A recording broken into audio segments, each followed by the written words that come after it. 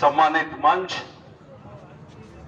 आदरणीय गिरधारी जी, लोक लाडीले विधायक और संयुक्त संघर्ष किसान मोर्चा के युवा साथी पूनम जी और यहाँ के सबसे वरिष्ठ संघर्षशील योद्धा भरत सिंह जी राठौड़ और तमाम जितने भी क्रांतिकारी साथी हैं, उनको मैं अपना सलाम पेश करता हूं, लाल सलाम पेश करता हूं और किसानों के सामने अपनी एक पीड़ा लेके आया हूं।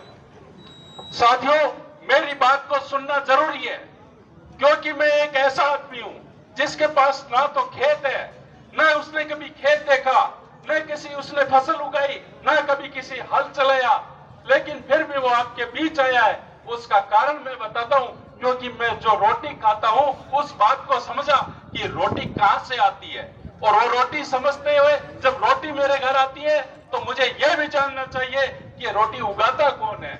जो उगाता है अगर पीड़ा में है और मेरे जैसा खा खा के पेट बढ़ाता रहे, उसके जैसा निकम्मा कोई हो नहीं सकता।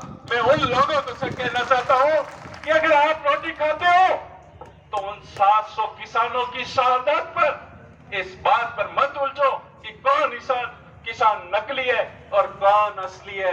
अगर 700 किसानों की शहादत हो जाती है और फिर सरकार हमको कहती है कि ये कानून में क्या है, बताओ बुरा क्या है। अरे 700 आदमी मर गए, 700 किसान उजड़ गए और तुम कहते हो इसमें है क्या? अरे बच्चा क्या है? 7,000 किसान जाए, 7 करोड़ किसान चले जाए, तुम गोलियों से भून दोगे, तब पूछोगे इस कानून में क्या है। समय चला गया साथियों, इस कानून के अंदर ये जानने का क्या गलत है क्या सही है। अब तो समय यह है कि इस लड़ाई के अंदर हम पीछे नहीं हटे और इसको कैसे आगे बढ़ाया जाए, ये समय है। साथियों, एक मेरा साथ देना भी ऐसा है कि गांव में आग लग गई, एक चिड़िया अपने चोंच के अंदर पानी भरती और उसको बुझाने गई, तो एक कौवा हंसने लगा कि तेरी चोंच से ये कब आग बुझेगी। तो चिड़िया ने हंस के जवाब दिया कि ये आग लगी है, ये बुझेगी जरूर, लेकिन मेरा नाम उस दिन जरूर आएगा, मेरा नाम आग बुझाने में आएगा। और कौवा तेरा बात ये जो तो निठल्लापन कर हंस रहा है उसके अंदर आएगा। आज इन कृषि के कानूनों के अंदर सरकार के बीच और किसानों की लड़ाई के बीच बैठे चौचले करते हैं, उनकी चुटकुले बनाते हैं, हंसी बनाते हैं। याद रखना, इतिहास आपको उन कौओं में गिनेगा। अगर मेरा जरा सा भी सहयोग रहेगा, मेरा नाम उस चिड़िया जैसा आएगा। मैं उन तमाम लोगों से कहता हूँ समय चला गया है, हमें एकजुट होकर रोटी उगाने वाले और रोटी खाने वालों को एक साथ होकर ये लड़ाई लड़नी पड़ेगी। दोस्तों, इस देश के अंदर अभी एक छलिया है, छलिया का राज है। छलिया समझते हो किसको कहते हैं? जो छलता है। तो इस छलिए से पीछा छुड़ाने के लिए हमको कुछ ना कुछ करना पड़ेगा। इसकी मक्कारी और छलियापन के मैं उदाहरण देता हूँ कि जब किसानों ने हरियाणा के अंदर, पंजाब के अंदर विरोध करना शुरू किया, उनके कपड़े फाड़ने शुरू किए, उनको जूतों से स्वागत करना शुरू किया, उन किसानों ने भगाना शुरू किया, तो उन्होंने एक छल किया, तिरंगे को लिपट लिया।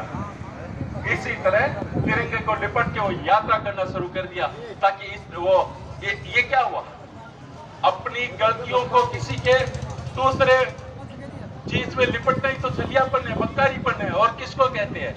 अब ये हमारे देश के प्रधानमंत्री को आप प्रधानमंत्री मानते हो, लेकिन मैं तो कहता हूं वो प्रधानमंत्री जी नहीं है, वो तो एक कई कंपनियों के सीए मैनेजर है, जिन्होंने उनको प्रायोजित करके लाया। वो अपना नमक का फर्ज अदा कर रहे हैं।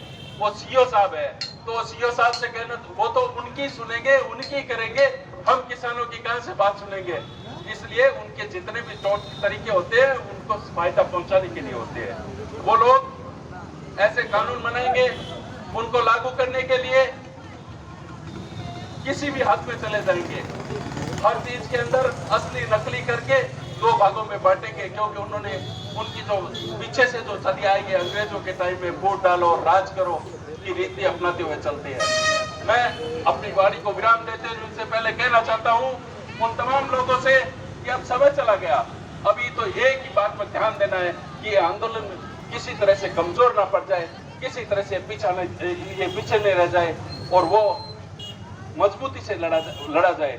उसकी और क्या बात बताऊं, जब संसद के अंदर 700 किसानों की ये 2 मिनट फोन नहीं रख सकते, उन लोगों से क्या किया जा सकता है? उनसे कोई क्षमा की कोई उम्मीद नहीं हो सकती, कोई दया की उम्मीद नहीं हो सकती।